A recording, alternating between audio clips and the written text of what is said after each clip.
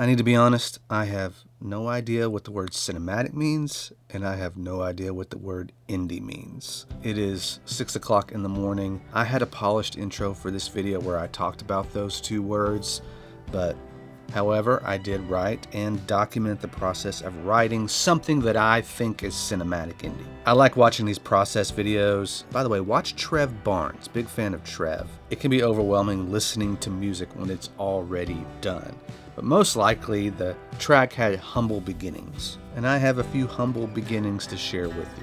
And I'm not recording. Unbelievable! This video was supposed to come out a week ago in the middle of the Somerville Sound Spring Sale. Well, that ends tomorrow. The sale is 30% off. We don't run too many of these. For viewers of this video, until May 11th, you can use the code SPRING30 to get the same discount. All right, here we go. From the top. And I'm not recording. When I'm trying to video myself composing, I often forget to speak. So I'm going to sit down here in the corner and provide some commentary from time to time. I forgot to turn on screen flow at the beginning. That's okay. I'm going to start the video here. I have this guitar part. Don't get too attached to that guitar. I end up cutting it later. The main section, C, D, E minor, G over B, but just the bottom, or the strings 2, 3, and 4. C, D, E, and then up to a G. And then the B section just kind of inverts that. G, D, E minor, C, it does that again. That's the whole song. And I don't know if I'm keeping it. That's just what I have now. And we are going to move down and do like a drum loop, because we've got to use everything with Soft Drums Lite. And I've got this concrete disco pulled up. Going for that filtered drum loop intro sound.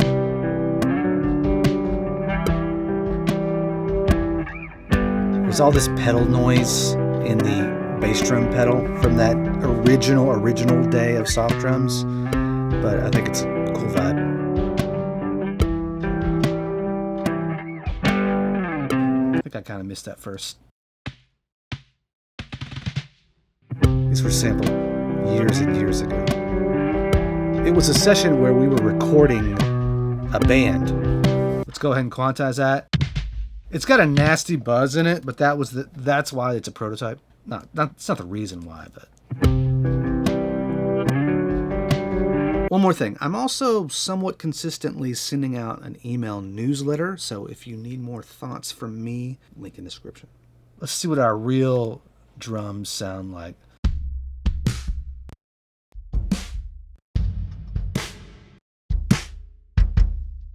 Let's go with just the first one. I like it.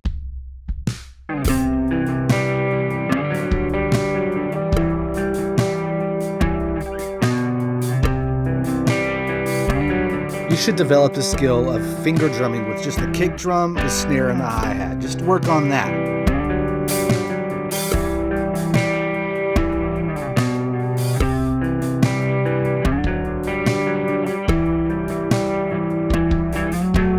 Now I'm experimenting with crashes and such. It's best to record as much as you possibly can, then go fix it, than it is to loop it. My opinion. Obviously, this is a mess. Okay, we're just gonna keep it simple. So many of my favorite songs right now have just a kick and a snare. And they bring the hi-hat in for the chorus. I'll stick with that kick. I'm just doing this because I want to feel it. Probably do some hi-hat stuff. Let's go with the old rubber bridge. It only goes down to this G, but we're playing in C, so let's turn the doubling off. Let's see what kind of groove we can get here. Let's turn that reverb down.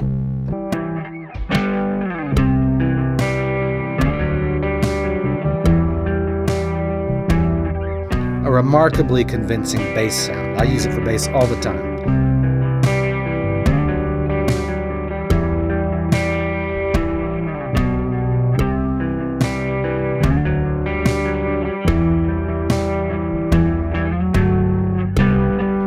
So that's an F sharp, right? I gotta walk up.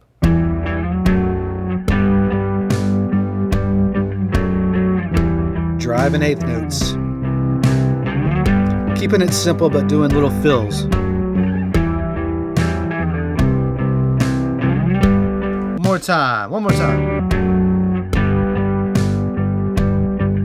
I gotta go up an octave. I have to go up an octave because I'm starting as low as I can on that particular patch, so I've got to go up to the F sharp above to walk down. And then my fills are just the adjacent notes in the G scale.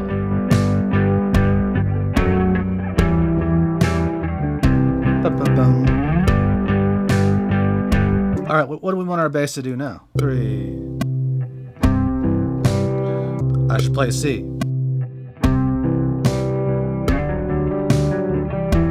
So I'm starting to think, well, this next time through the A section, it can build a little bit. So I've got the bass driving, and that's kind of upping the level of dynamics for me to then fill in with other instruments.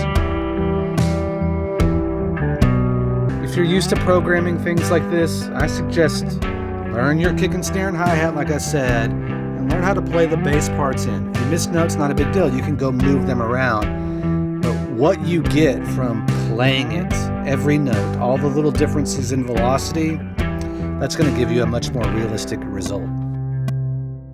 I think we're good. Let's see if we can copy this groove. Okay, let's filter out some of that extra junk in the guitar. We might cut the guitar here in a second. That was just to give me a little something. I did cut the guitar in just a second. I kind of regret it. I played a different guitar part, but the more I listen to that, I'm always cutting the low end, cutting a little low mid, sometimes too much. All right, let's see what we can do with the Elskavon toolkit.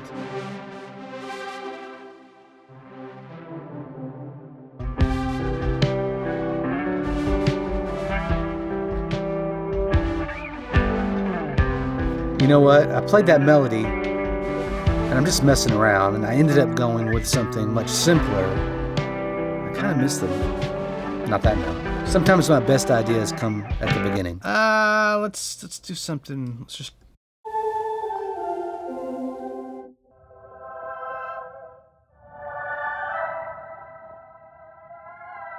A little pitch bend there.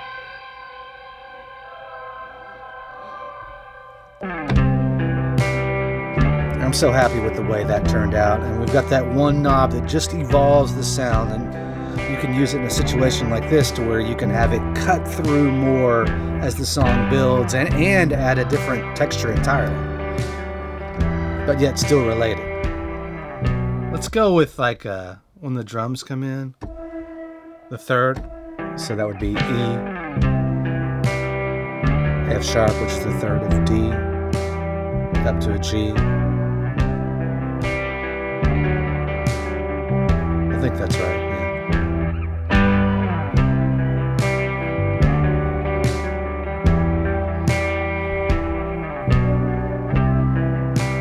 Okay, that's fun. I don't know what we're doing yet. Okay, let's go to the beginning of this tune. We got Dusty Felts here.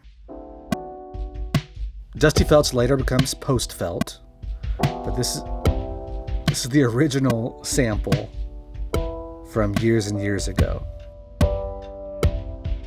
And in the prototype, we added all these extra effects to where you can like really high pass it, low pass it, both of them, I think, and all the tape warbly effects.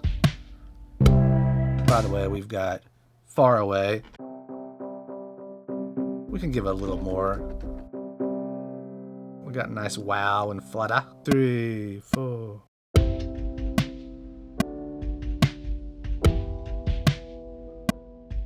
It's a nice companion to the Postfelt. It doesn't do all the stuff that Postfelt does.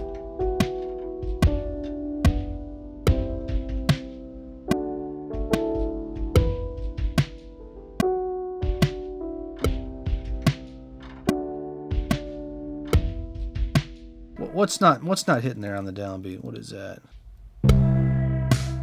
Let's make sure my kick is right there. You want to make sure, even if you leave your kick and snare loose, That first one on the downbeat probably needs to be tight.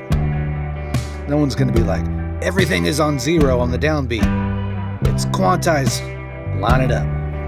Let's pull up the something like Antiquarian Echoes. We need a pad. I love those pads. I find them so useful because you can just barely use them. Barely. But it fills in the gaps, and it's just a steadiness. Steadiness? It really benefits from automation, rolling up that cutoff as we build into the intro. It's like something's changing here, but you can't really tell. Can't pinpoint it exactly if it's mixed right. I don't know. We're getting there. We're losing some notes here on the piano. You always got to go in and massage those notes on the piano. Let's roll off. I start talking and then I completely lose my train of thought.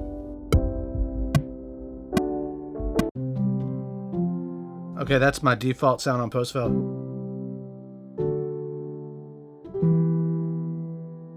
I want to hit this, but I love what we've got set up here. I love that reverse kicking through. Here's pitch. When you roll the dice, it randomizes the layers. The pitch effect is cool because it's on each individual sample and not the whole thing. If you try to put a pitch plug-in on your piano, it's going to sound crazy because of all the notes together. But it works this, and I always overdo it. And I'll bring it down here in a second, I think. But it helps a simple, quiet part cut through the mix. I think I ended up going through and rolling off some low end in the piano just to make it sit in the mix better with the bass and drums.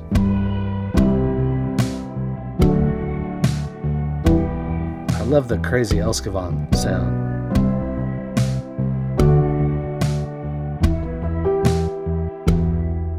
Let's bring my family into this. Meyer Choir. Let's see what just Mamio sounds like. I'm cutting out some trial and error here. And this is a long video, but it was still probably 2 to 3 times longer, the actual process of writing, experimenting, trying different sounds, bad performances.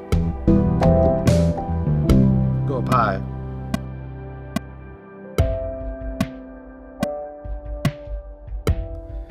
A very delicate ending. Missed that. Missed a note there.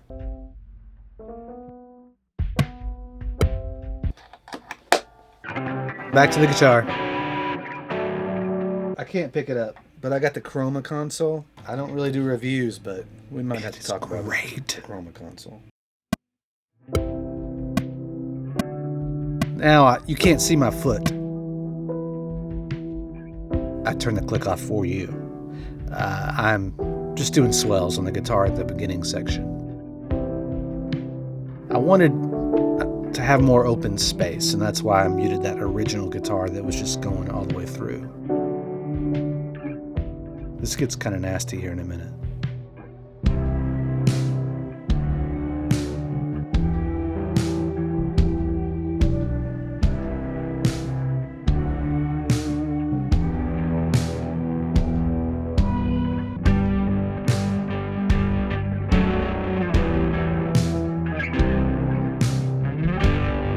I thought about driving. I'm just experimenting. Let's pick it up right there at that chorus.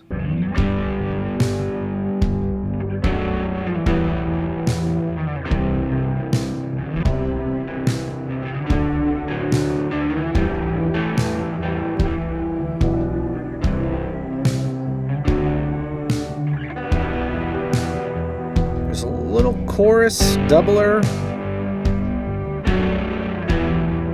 I don't hate that. All right, let's record the hi-hats. And I'm just going to record the hi-hat. I might go up to the second octave. I'm not going to hit crashes because I'll probably just move hi-hats up to crashes. You'll see. I'm just playing 8th notes here, but it's a lot easier to do 16th notes with 2 hands.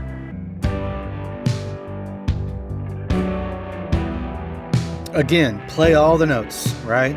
Don't just copy a section, because I am adapting to the music. Even if you can't really tell, you might solo it up and not be able to tell. But it's the subtle adjustments that we make when we play that makes a track sound more real. But you've always got to go back and trust your ear and listen and decide, oh, I'm going to move this, change the volume. So I'll move this up to a crash. They're up here. Got all those to choose from.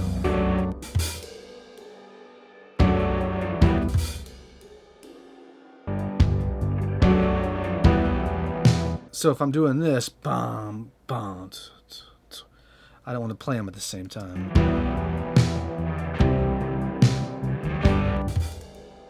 If you hear a recording that's got crashes and the hi-hat at the same time, it's probably fake, because that's kind of hard to do. I mean, you can certainly... You're not going to do that.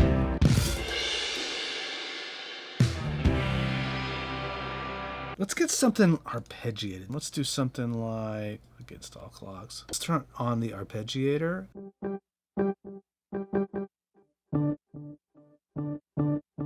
Give it something steady.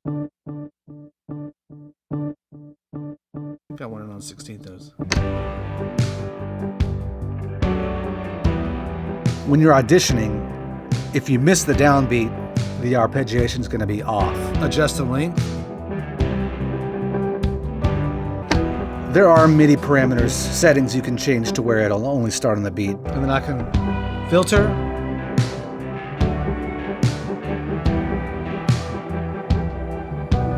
And I've got this. All that's left is woven violin. I took my top down, camera down, so we're just gonna squeeze into here. We're gonna do this in one take. Here we go.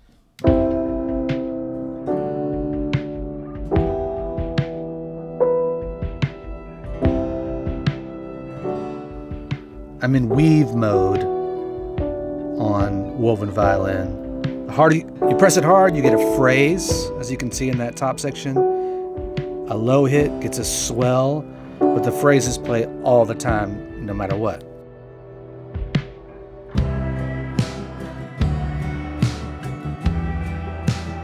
I mostly want a sound to carry over bars,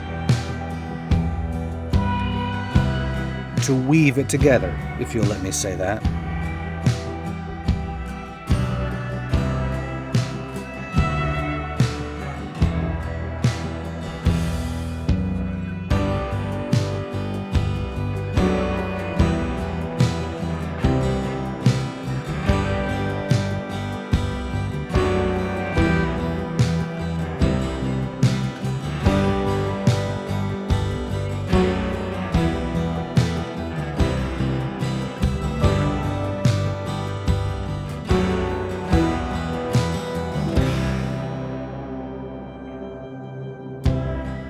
You'll notice I like to listen to the parts in context with the volume of the rest of the track, which might make it hit that kind of hard. It might make it hard for you to pick out the sections, the parts. But I want to hear it the way it's going to be in the final mix, or close to it.